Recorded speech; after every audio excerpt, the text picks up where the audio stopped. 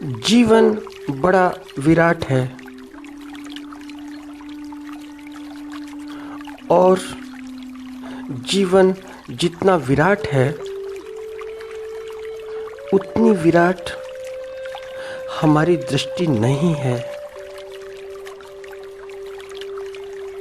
यदि जीवन की तरह हमारी दृष्टि हो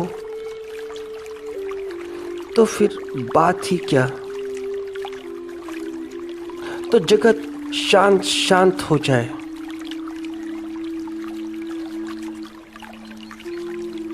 सहज ही स्वयं ही अपने आप ही बिना प्रयासों के,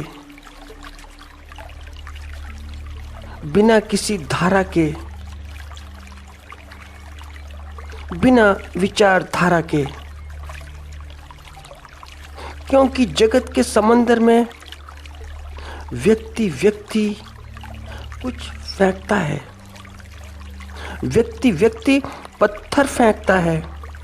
और जैसे जैसे इस जगत के समंदर में व्यक्ति व्यक्ति पत्थर फेंकता है तो व्यक्ति व्यक्ति की लहरें इस जगत में उठती हैं। इस जगत में एक लहर नहीं, ऐसा मत समझना कि इस जगत में एक लहर हो, इसमें व्यक्ति व्यक्ति की लहरें हैं। व्यक्ति व्यक्ति लहरें उठाता है तो सारी की सारी लहरें एक दूसरे के साथ टकराती हैं। तो कोई लहर यहाँ की तो कोई लहर वहाँ की, तो कोई लहर पूरब की और कोई लहर पश्चिम की।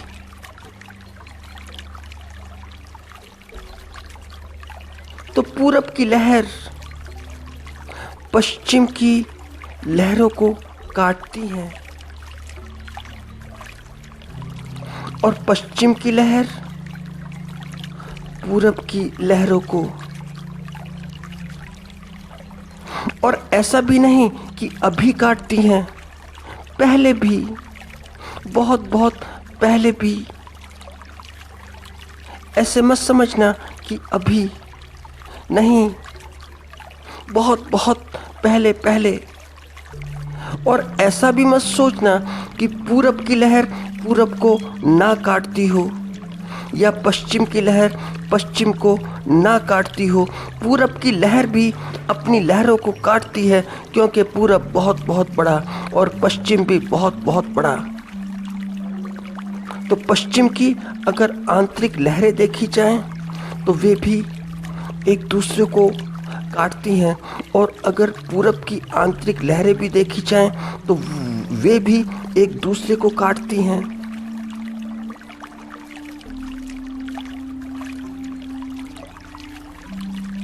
तो इतिहास कहता है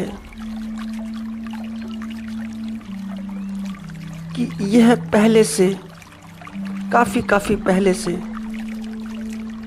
पहले स्वयं को काटो, पहले पूरब स्वयं को काट लेगा, और जब स्वयं को काट पीट कर ठीक कर लेगा तो किसी और को काटेगा। ऐसे ही पश्चिम कि पहले अपना उपचार करो, तुमने अपना उपचार किया तो अब कहीं और काटो। तो पश्चिम सभ्यता देखते हो अपना उपचार करने के पश्चात पूरब की तरफ पश्चिम सभ्यता बढ़ी। पश्चिम सारी सभ्यता पूरब की ओर बढ़ी, क्योंकि अपना शोषण नहीं किया जा सकता, पूरब का किया जा सकता है, तो पूरब का करो। तो इतिहास कहता है कि पहले से सब कुछ काफ़ी पहले से होता है। तो बड़ी विपरीत विपरीत लहरें हैं। लहरें बहुत बहुत विरोधाभासी हैं, क्योंकि विपरीत विपरीत लहरें हैं तो जगत में उपद्रव है, तो जगत अशांत है, तो जगत में तूफान है। और यह सब ठीक हो कैसे सकता है? यह सब ठीक हो तो कैसे हो? शांत हो तो कैसे हो? इसका उपाय क्या है?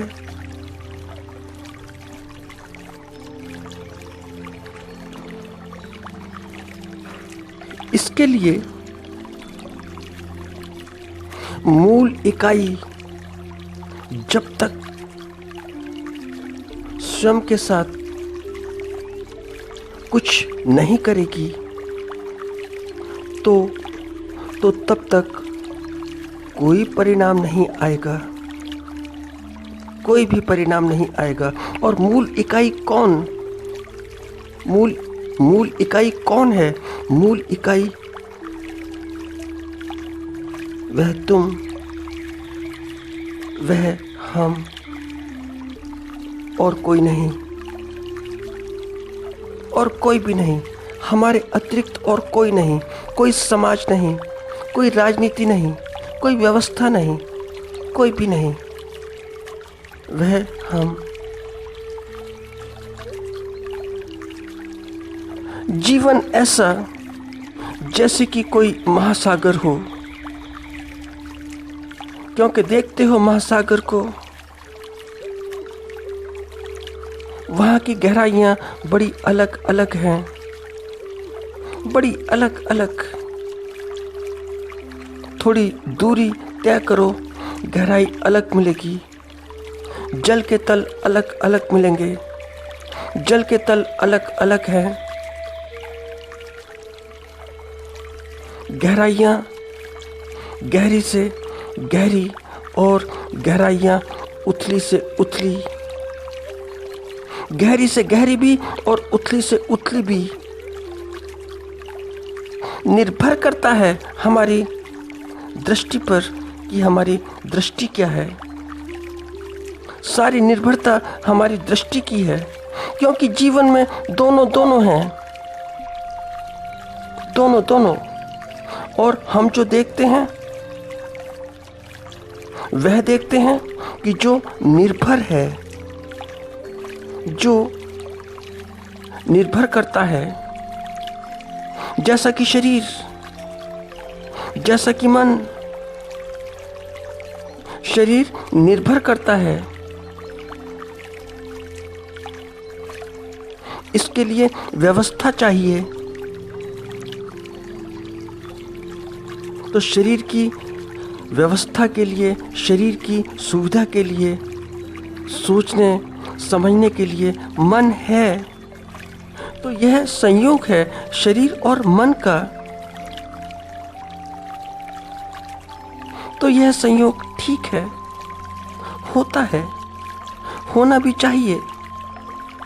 बस यहीं तक हम जीवन की गहराई नाप कर समझ लेते हैं। यहीं पर हम जीवन की गहराई नाप लेते हैं कि बस यही जीवन, जीवन यहीं, बस जीवन यहीं तक। और जहाँ तक जीवन समझा जाता है कि यह जीवन, यही जीवन, जहाँ तक हम समझते हैं कि इतना ही जीवन, वह जीवन प्रकृति के लिए धूल के अतिरिक्त और कुछ भी नहीं। ऐसा जीवन प्रकृति के लिए मिट्टी के अतिरिक्त और कुछ भी नहीं। इसीलिए तो जो तुम्हारे लिए मूल्यवान है, बड़ा बड़ा मूल्यवान है, उसे प्रकृति मृत्यु से मूल्यहीन कर देती है। तो तुम्हारी ऐसी दृष्टि कि जहाँ जो तुम्हारे लिए बड़ा बड़ा मूल्यवान है, वह प्रकृति के लिए बिल्कुल नहीं, बिल्कुल भी नहीं। जिसे तुम बड़ा मूल्यवान समझते हो, उसे प्रकृति धूल मिट्टी समझती है।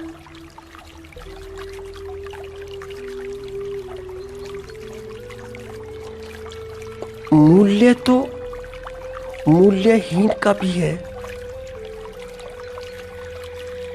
ऐसा नहीं कि मूल्यहीन का कोई मूल्य नहीं, मूल्यहीन बहुत बहुत मूल्य है। क्योंकि मूल्यवान, जो बड़ा बड़ा मूल्यवान है, मूल्यहीन के संसर्ग में ही रहता है। मूल्यवान मूल्यहीन के साथ ही रहता है, दोनों का संग साथ है।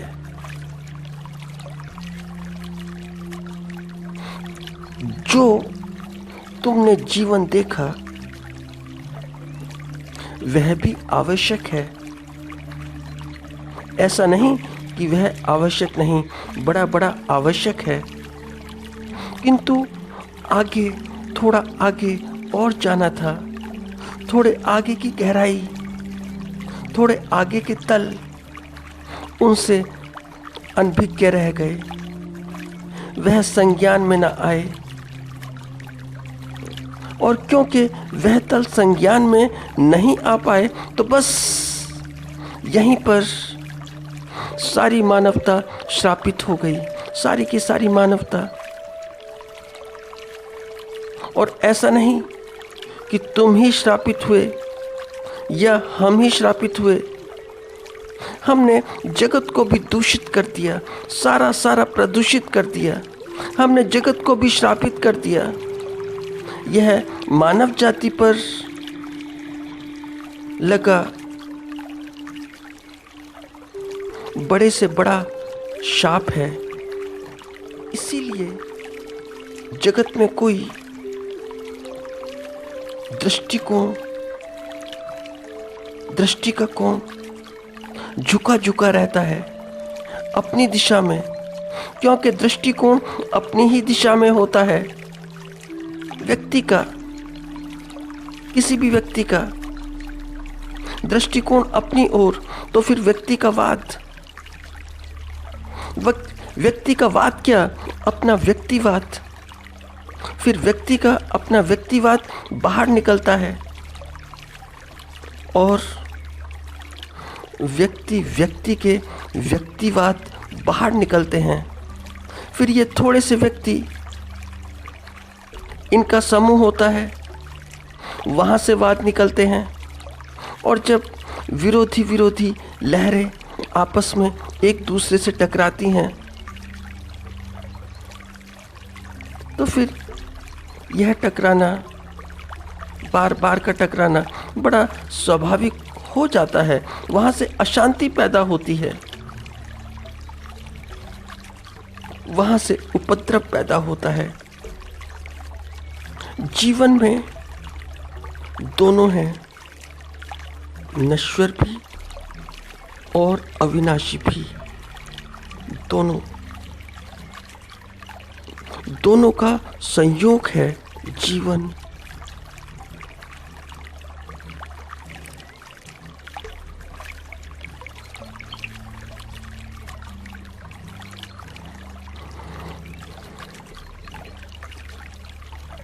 नश्वर जो नष्ट हो जाता है, नष्ट होना जिसका स्वभाव है, और जिसका स्वभाव नष्ट होना है,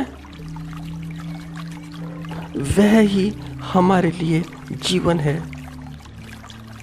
नश्वर का अर्थ नाश, नश्वर का अर्थ विनाश, और जिसका विनाश सुनिश्चित है वही हमारे लिए जीवन है। वही तो एक अर्थ में हम विनाश को चुनते हैं। जो जीवन में अविनाशी है उसे नहीं चुनते, हम विनाश को चुनते हैं। हम अविनाशी को नहीं चुनते। और चुनाव की आवश्यकता भी क्या, देखा जाए तो दोनों को देखा जाए, क्या चुनाव करना। मगर अविनाशी, उसकी सुविधा भी नहीं, क्योंकि उससे कोई परिचय भी नहीं, और परिचय पाने की कोई आकांक्षा भी नहीं। तो दृष्टि खंडित है और जीवन विराट है। दृष्टि बड़ी खंडित है, तो जीवन की विराटता को देख कैसे सकती है? हम नश्वर देखते हैं, हम नाशवान देखते हैं, अनश्वर को नहीं। हम अविनाशी को नहीं देखते। और यह जो अनश्वर है, नश्वर में ही बैठा है। यह नश्वर आंखें खोलता है, यह नश्वर बोलता है, यह नश्वर सोता है, यह नश्वर जागता है। क्यों? क्योंकि अविनाशी है। तो पूर्ण दृष्टि क्या? तो विराट दृष्टि क्या? जब दृष्टि समग्र हो, पूरी की पूरी हो, और जब दृष्टि दोनों को संयुक्त रूप में इकट्ठा देख ले, एक ही निगाह से दोनों को देखे, और जब दृष्टि दोनों को संयुक्त रूप से देखती है, तो फिर व्यक्ति और संसार अलग अलग नहीं, एक है, एक रूपता है, एकात्मकता है। वहाँ पर एक आकार है, वहाँ पर एक ही इकाई है।